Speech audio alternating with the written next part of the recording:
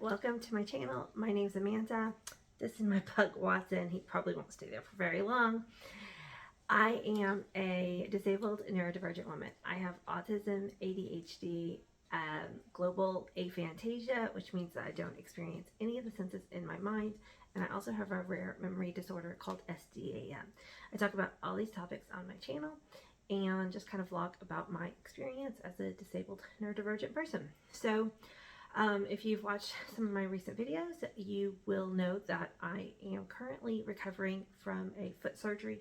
You can see my crutches in the background. Oh yeah, this was from a shot that they had to give me during surgery.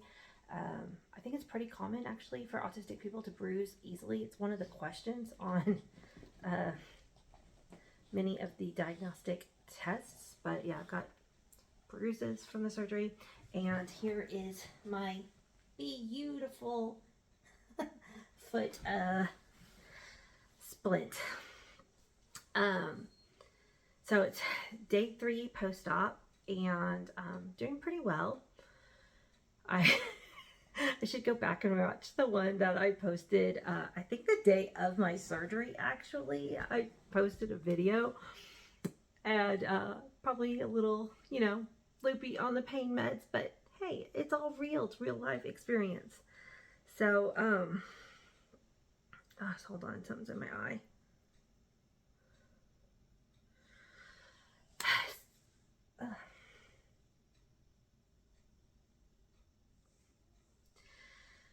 So today I didn't really have a video planned. I just wanted to come on and talk to y'all. These are sometimes my most fun videos. This boy is driving me insane because he's wanting to bark at every single person and car that walks past my window lately. I don't know what's gotten into him. I think I haven't been able to take him out for exercise, and he is bored. So I need to get my kids on that tomorrow. We're going to do some exercise. Chunky man. Anyway. No, I actually did want to talk about something. So, somebody today asked me on TikTok how my recovery was going and if I was getting bored or lonely, because a lot of times after surgery, you know, people are stuck in bed or stuck with limited mobility and they get bored. And I kind of thought about the question for a minute, and I was like, you know what? I'm the kind of person who just doesn't get bored very easily. I'm not saying I never get bored, but it takes a lot. Like, I almost have to just be in a really negative headspace, and just like nothing seems like it'll be the right thing to keep me entertained. And I do think this is thanks to having autism and ADHD. Because no, Watson, no, I know you can't go out there with your friends. Everybody's walking by. But if I close the window, then we won't have enough light in here for this video. And you're the star. You're the star of the video today. So I've been keeping myself so busy that it's like no, it's no fun to be in recovery, and oh my gosh, not being able to walk with both my legs, you just don't realize how much you take that for granted. Every single time I have to get up to go to the bathroom, it is a production.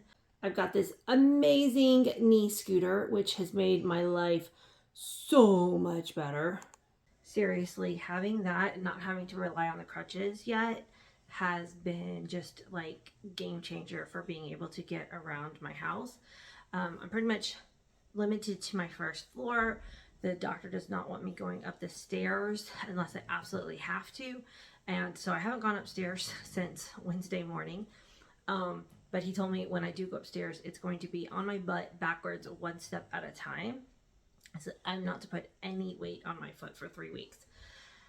And, you know, as an autistic person, I'm taking very literal, and I'm pretty sure he actually did mean that very literally because the way he described how I have to go up the stairs. But, what was I saying? Oh, yeah, not getting bored. So I have been working on my embroidery. I haven't really gone that far, actually.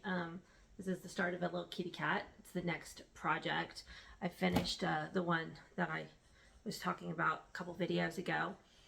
That one I'm going to send to my grandma, hopefully one of these days. But yeah, I've been working on my embroidery. My mother-in-law got me some puzzle books, and my kids actually came downstairs. They're teenagers, and these are highlights puzzle books. And my mother-in-law, she's like, I know I got you kid puzzle books, but we're all a kid at heart.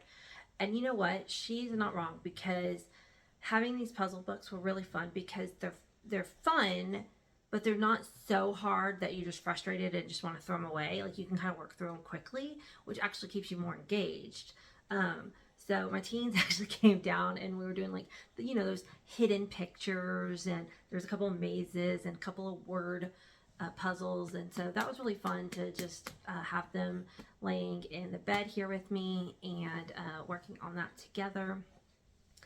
And I had a friend who sent me a reverse coloring book, so the pages are all painted in. I left that in the kitchen. So I'm not going to go grab it right now. Okay, Watson, I will let you down, but you cannot bark, okay?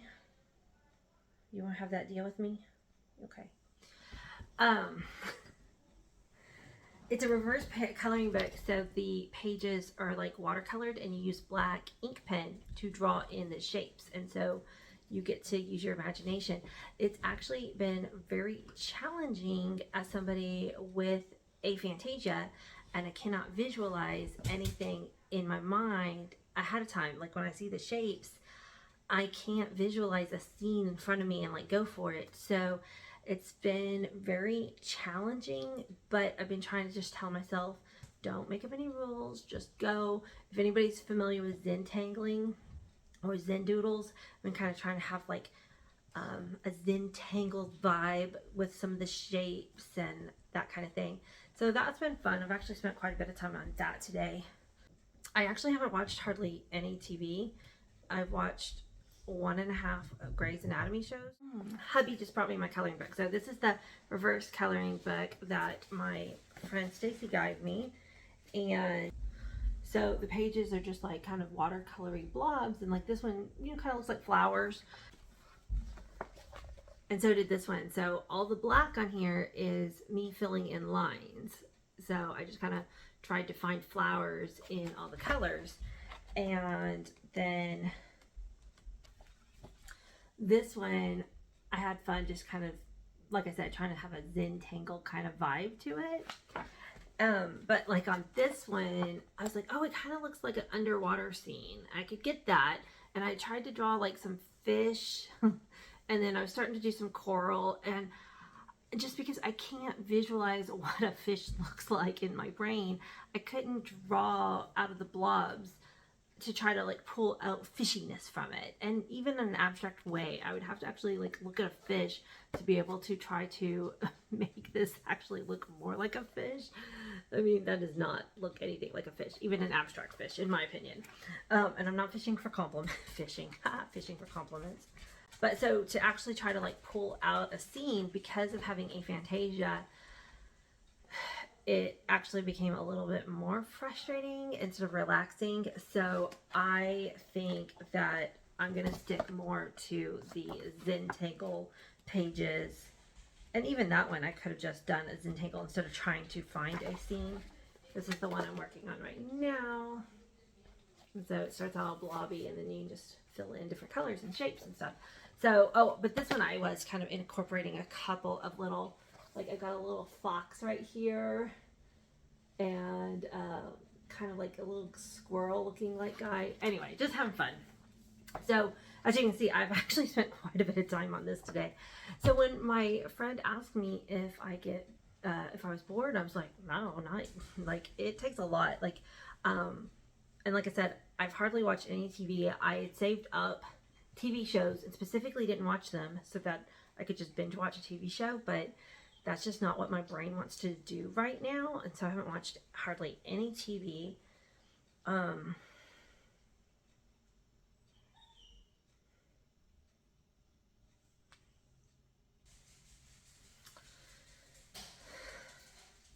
And I've watched a few YouTube videos from other content creators that I love to keep up with. But basically my list of things that I want to do while I'm on recovery is longer than probably I will even get to. One thing that I do want to spend some time on is researching Alaskan cruise trip. I'm saying that, but will it actually happen? I don't know. I've been trying to talk my husband into going on a cruise, but vacation planning for me as an autistic person is extremely difficult. Now, I know that there's a lot of autistic people who actually are very good at vacation planning, but for me, I get easily overwhelmed. I think it's a combination of the autism, ADHD, my autism, bottom up thinking. I want to look at all the choices and narrow it down, but then I get so overwhelmed and then get very confused with like the language on websites around cruise ships, like what's actually included and what's not included. Like sometimes the language they use kind of like I second guess what it actually means and things like that. But it's just something that I can keep myself busy doing and seeing. Hopefully we can find a cruise that would be in our family vacation budget, because we have not gone on a family vacation since before COVID for just the four of us. We went on a big family reunion trip last summer, but just like our little family of four. We haven't gone on a vacation since COVID. And that's something that we really want to do. And that's one reason why I want to get my foot healed, so that like I can go and do fun things. But so that comes to the second part of what my this person asked me on TikTok, and she said, "You bored and lonely?" And I was like, bored? Like, no, not bored at all. Like, I've got so much to do. I don't have enough time to do it. Like, who even has time to take a nap? And it's just because my mind is just always going, always wanting to learn new things. It's just always something to do for me. And that's just how I've always been my whole life. Never been one to get bored. But lonely, oh, story of my life. There's a lot of autistic people who identify as being introverted. And I think that's probably very true. But I think there's probably a lot of autistic people like me who actually do like people, do like being around people. It's hard because I like people, but I don't like crowded spaces. I don't like going to do new things. Going to do new things is very difficult and anxiety ridden for me. Going to a new club meetup or a new, anything like that has a lot higher level of anxiety than even a neurotypical person, which I've even heard, for most people, going to some place for the first time and meeting new people isn't necessarily easy for most people. And there are people who that's not a problem at all. No problem. And people used to think that it was easy for me. Like, because of my mask, I would just like put on the mask. And it's so funny looking back, I see it now. I would put on this mask, I would pretend, I would go into, oh, hi, I don't think you're supposed to have this. This one's not for you, Milo. This is Milo, my son's service dog, and this is not a dog toy. Thank you for giving it to me, good boy. So yeah, meeting people's always been hard, and throughout my entire life, I'll meet people, make friends, and then the friendships usually don't last very long. As I've been getting older, I have been learning how to find friends that accept me past my mask. And now that I'm diagnosed, I'm specifically going to try to learn to find friends that I don't have to mask around. That again is very hard. Like, my therapist is like, it'd be awesome if you could meet some more autistic people, but it's easier said than done, right? And I have met some autistic people online, and in the comments I've talked back and forth with some of y'all, and I absolutely love kind of chatting back and forth and on Instagram Messenger and stuff like that. But since getting my diagnosis, even I've had a couple friends that have just drifted away, and I haven't chased them. Pre-diagnosis, that would have bothered me, and I would have contacted them and I would have said, are you upset with me? Did I do something? Like, that's kind of what I would do. Like, a friend would start to pull away from me, and then I would kind of like go, oh, sorry, my dog hit the phone.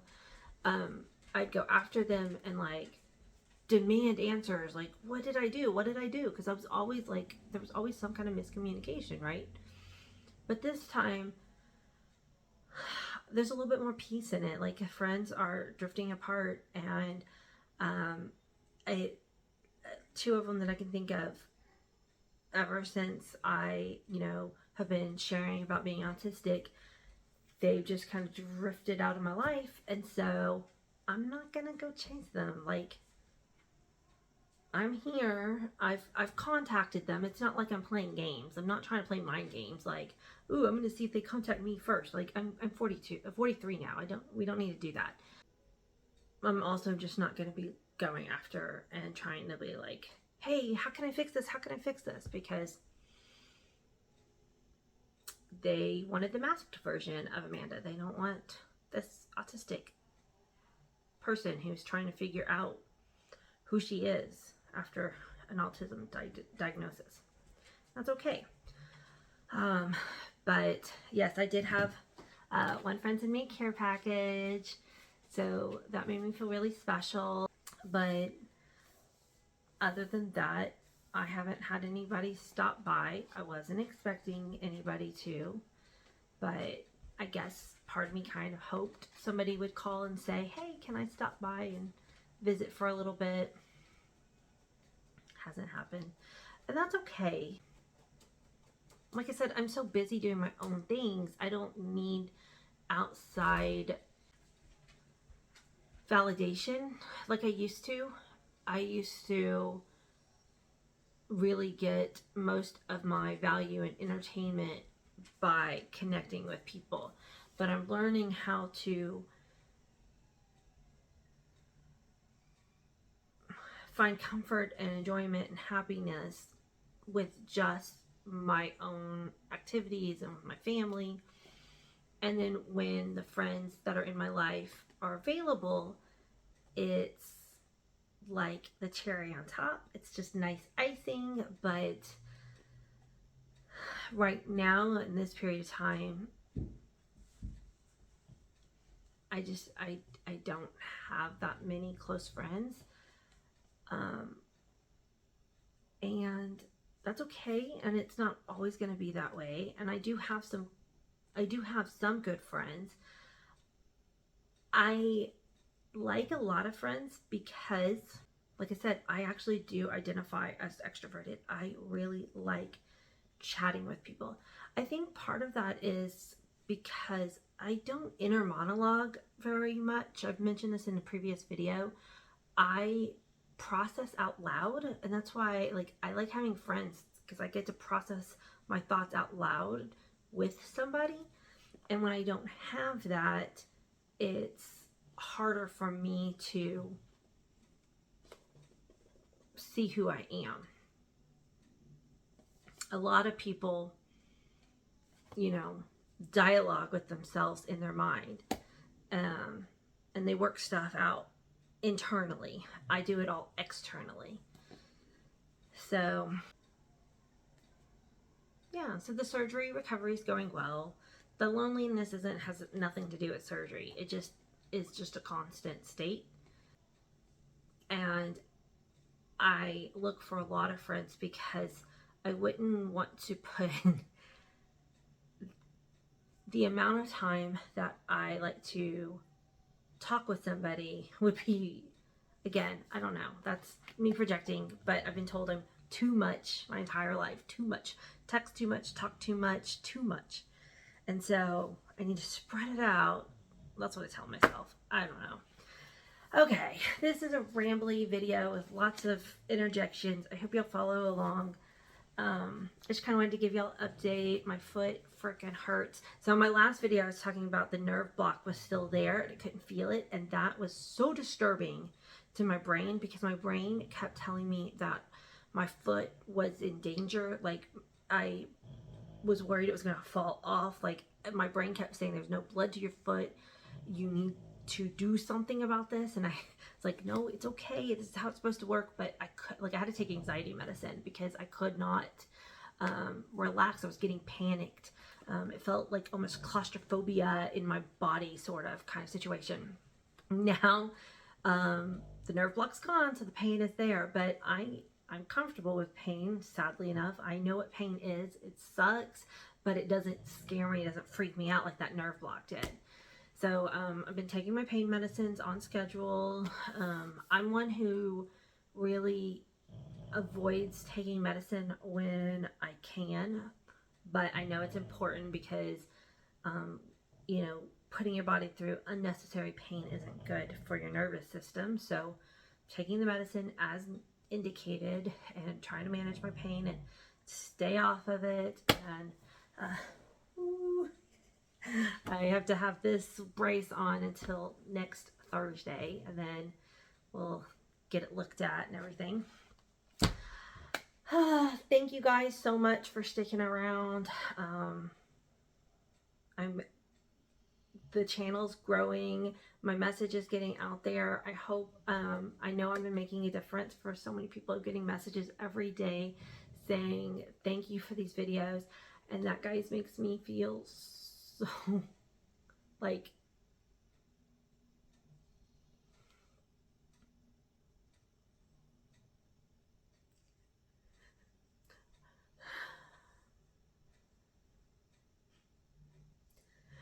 all I've ever wanted to do is help people. And so thank you for letting me know that sometimes my words are hitting and making a difference for y'all, because that means the world to me. Sorry. Until the next one, guys. Bye.